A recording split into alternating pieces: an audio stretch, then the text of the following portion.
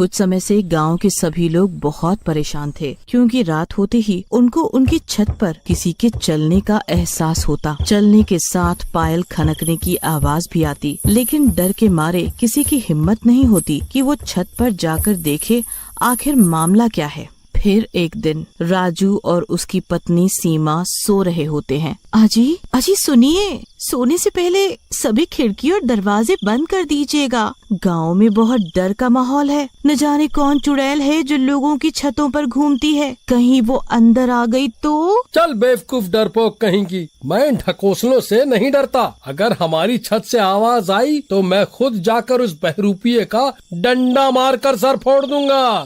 फिर रात 12 बजते ही उनकी छत से किसी की चलने की आवाज आने लगती है। अरे नौश पिटे, काली जबान के आदमी, तेरे बोलते ही आज ये हमारी छत पर आ गई। अरे बेवकूफ डरपोक मोटी औरत, सारी हिम्मत मुझ पर ही दिखानी आती है तुझे। एक बहरूपिया चुड़ैल से डर रही है। अभी रुक, मैं छत पर जाकर उसे सबक सिखाता हूँ। तू भी चल मेरे साथ। ना बाबा ना, मैं नहीं जाती। मैं अपने पैर पर खुद ही कुल्हाड़ी क्यों मारूं? मुझे अपनी जान प्यारी है, तुम ही जाओ। फिर राजू छत की ओर निकल पड़ता है। छत पर पहुंचते ही राजू की आंख फटी रह जाती है। वहाँ एक बिना सिर की चुड़ैल खड़ी होती है। उसका सिर उस चुड़ैल ने अपने हाथ में लिया होता है। आज मुझे मेरा पहला शिकार मिला। आ गया तू, आज तो मजा ही आ गया। अब तेरे शरीर की मदद से मैं पूरे गांव पर कब्जा कर पाऊंगी। नहीं नहीं चुड़ैल जी, मुझसे गलती हो गई। मेरे बीवी बच्चों का क्या होगा? मुझे माफ कर दो चुड़ैल जी। तेरी हिम्मत कैसे हुई मेरी सैर के टाइम मेरे सामने आने की? अब तुझे तेरी गलती की सजा जरूर मिलेगी। फिर चुड़ैल उसे अपने काले जादू से जादुई रस्सी में बांध देती है और उसे लेकर उड़ जाती है। सीमा, सीमा! फिर उसकी आवाज सुन के सीमा खिड़की के पास आती है। खिड़की से बाहर का नजारा देखकर वो हैरान परेशान हो जाती है। वो देखती है चुड़ैल उसके पति को उड़ाकर ले जा रही है। हाय हाय, मैं लुट गई, मैं बर्बाद हो गई। वो चुड़ैल तो मेरे पति को ही उठा के ले गई। अब मैं क्या करूं? हे ईश्वर, अब मैं क्या करूं? मेरी मदद करो। सुबह होने पर ये बात पूरे गांव में फैल जाती है। अरे भाइयों, वो चुड़ैल कहाँ ले गई होगी राजू को? मुझे तो बहुत डर लग रहा है। मुझे लगता है वो चुड़ैल अभी तक राजू को चट कर गई होगी। सुनो भाइयों, हमें डरने की बजाय समझदारी से काम लेना होगा, तभी हम उस मायावी चुड़ैल का सामना कर पाएंगे। फिर शाम होते ही गांव के कब्रिस्तान से राजू की आवाजें आने लगती है। बचाओ बचाओ, अरे कोई तो सुनो, बचाओ मुझे। ये आवाजें सुन गांव वाले हैरान रह जाते हैं। अरे ये तो राजू की आवाज है, पर इसे तो चुड़ैल उठा ले गई थी। मुझे लगता है चुड़ैल इसे उठा ले गई और यहाँ इस कब्रिस्तान में कैद कर दिया। हमें चलकर उसे बचाना चाहिए। पर भाई, इस कब्रिस्तान में जाएगा कौन? भला अपनी मौत को कौन दावत देगा? हमें ही जाना होगा और राजू को छुड़ा के लाना होगा। आखिर वो भी हमारा ही साथी है। फिर वो दोनों कब्रिस्तान की ओर चल देते हैं। वहाँ से राजू की आवाजें आ रही होती हैं। बचाओ बचाओ बचाओ बचाओ! जैसे जैसे वो आगे बढ़ते हैं उन्हें और खतरनाक आवाजें आने लगती हैं और तेज हवाएं चलने लगती हैं। भाई, मुझे तो बहुत डर लग रहा है। चलो वापस चलते हैं। डरो मत भाई, अब यहाँ तक आ गए हैं तो राजू भाई को लेकर ही चलेंगे।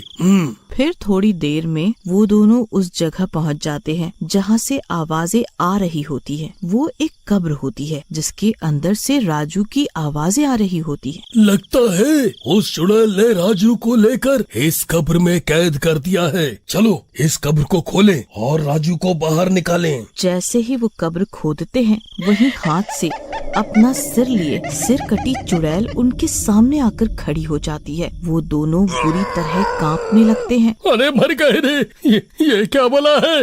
भागो भागो। वो भागने की कोशिश करते हैं, लेकिन चुड़ैल उसकी मायावी शक्तियों से उन्हें एक ही जगह से चिपका देती है। मूर्खों, तुम यहाँ से नहीं हिल सकते। मैंने तुम्हें अपनी जादुई शक्तियों से चिपका दिया है। अब तुम मेरा भोजन ही बनोगे राजू की तरह।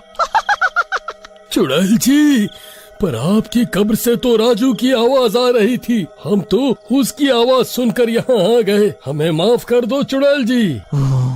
वो तो मैंने गांव वालों को भोजन बनाने के लिए चाल चली थी। मुझे पता था तुम गांव वालों को राजू के बारे में पता चल गया होगा, और तुम इंसान बहुत चालाक होते हो। तुम अब छत पर नहीं आओगे, इसलिए मैंने चालाकी से तुम्हें यहाँ बुला लिया। मैं हूँ इस कब्रिस्तान की जिंदा लाश। इस पूरे गांव पर अब मेरा ही राज होगा।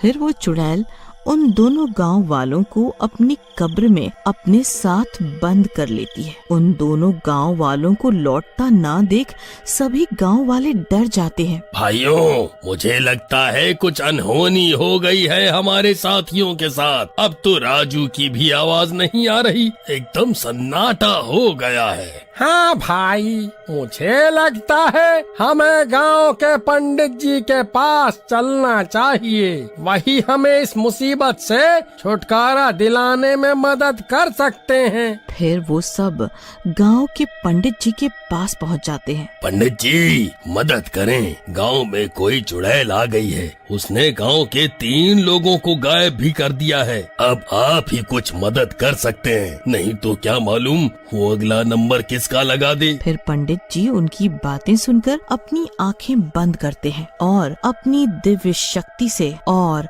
अपनी दिव्य दृष्टि से चुड़ैल की हरकतें देख लेते हैं। सभी गांव वाले हाथ जोड़े खड़े रहते हैं। फिर कुछ मिनटों के बाद पंडित जी अपनी आंखें खोलते हैं।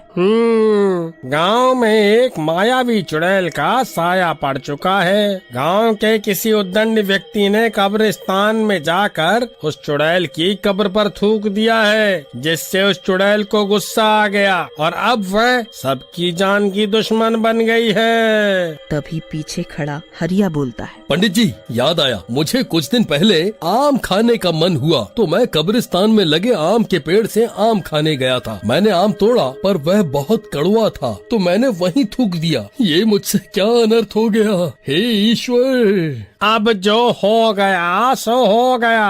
अब हमें उस कब्रिस्तान की जिंदा लाश से आजादी पानी है, नहीं तो वह सबको ही निगल जाएगी। तो हम क्या करें पंडित जी? उस चुड़ैल की जान उसकी खोपड़ी में है, जिससे वह अपने हाथों में लेकर चलती है। अगर हम उससे उसकी खोपड़ी छीन कर गाड़ दें तो वह चुड़ैल खत्म हो जाएगी। फिर अगले दिन ये आवाजें सुनकर गांव वाले समझ जाते हैं कि ये उस चुड़ैल का छल है। भाइयों, अब क्या करें? कुछ ना कुछ तो करना ही होगा। हरिया भाई, आज तुम और मैं चलते हैं। मैं चुड़ैल के सामने जाऊंगा और जैसे ही वह चुड़ैल प्रकट होगी तुम पीछे से जाके उस चुड़ैल को डंडा मार के उसकी खोपड़ी को नीचे गिरा देना। फिर मैं जल्दी से उसकी खोपड़ी को बोरी में बंद करके भाग जाऊंगा। क्यों, कैसी लगी मेरी तरकीब? अच्छी तरकीब है। चलो आज हम इस चुड़ैल के आतंक से गाँव वालों को बचाएं। फिर वो दोनों जाते हैं। हरिया पहले ही पेड़ के पीछे छुप जाता है और भीम उस ओर चला जाता है जहाँ से आवाज आ रही होती है। उसके वहाँ पहुँचते ही वो चुड़ैल वहाँ आ जाती है। एक और शिकार। तू तो हटा कट्टा है, तुझे खाने में तो बहुत मजा आएगा। इतने में पीछे से हरिया आकर डंडे से उसकी खोपड़ी पे मारकर उसे नीचे गिरा देता है और भीम जल्दी से उसे बोरी में भर लेता है। जाने दो, जाने दो, छोड़ दो मुझे, मैं किसी को नहीं छोड़ूंगी, मेरी खोपड़ी छोड़ दो, मेरी खोपड़ी छोड़ दो। फिर वो सब उस खोपड़ी को कब्रिस्तान में गाड़ देते हैं और सभी फैसला करते हैं कि अब से कोई भी कब्रिस्तान में नहीं आएगा।